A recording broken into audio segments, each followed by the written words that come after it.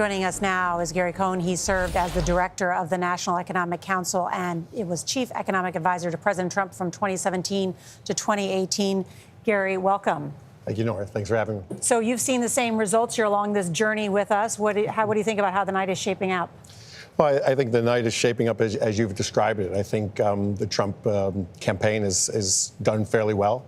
I think they've performed better in certain areas, as you pointed out. But the night's not over. Yeah. I don't think anyone should be celebrating yet in Trump headquarters, but I think they got to be very, very pleased with where they are now and where they stand. Mm-hmm. There has been an impression on the campaign trail, and certainly among voters, that Donald Trump would fix the economy. I mean, that's what he's been saying, I'll fix it. That's his slogan. He has also said that he would impose a 25% tariff on goods now from Mexico. He's added Mexico to the list. The estimate of his tax proposals in addition to the tariffs, the estimate is it would add some $7 trillion to the deficit over the next decade. That is double what Kamala Harris would do. Is that good for the economy?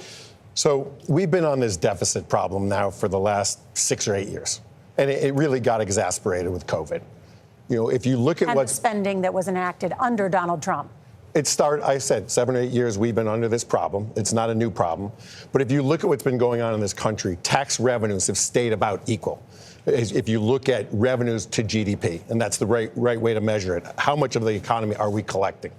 What's really changed dramatically in the last 3 or 4 or 5 years is how much of the GDP we're spending. Expenditures as a percentage of GDP have changed quite dramatically, and they've changed quite dramatically in the last 4 years.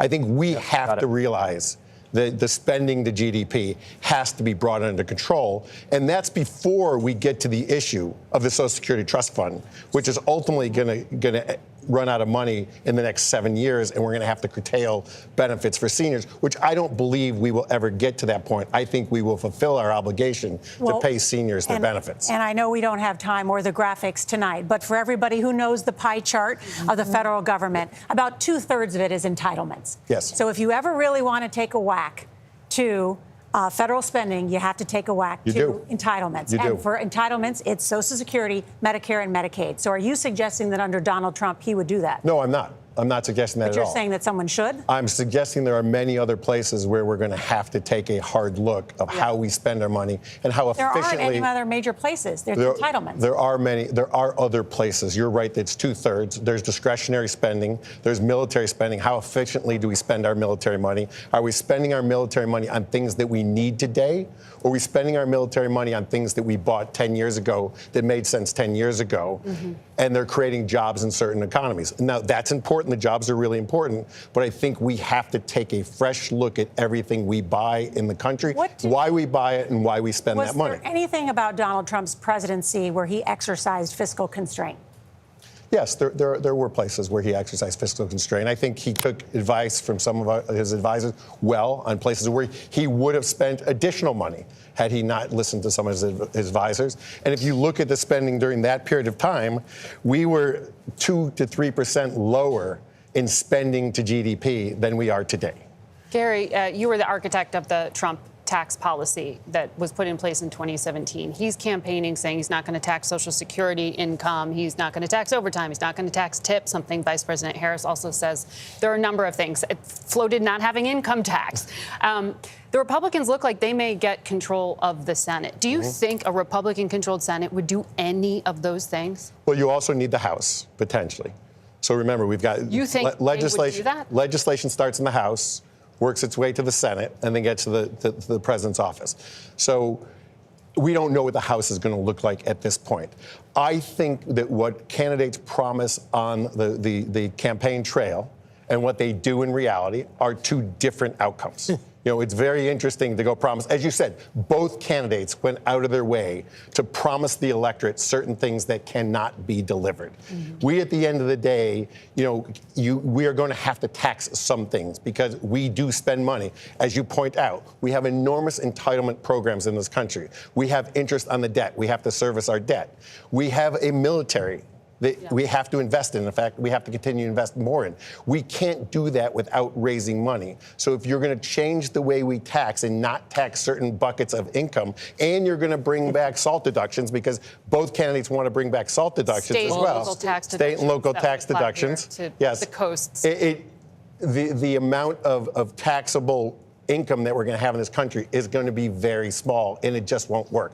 So I think we're going to have to deal with the reality of trying to look at our fiscal position and be somewhat responsible and get our debt to GDP back into a normal place. But the Trump-Vance campaign promises to solve all of that through tariffs, which are blunt instruments. Gary, I know you don't like them.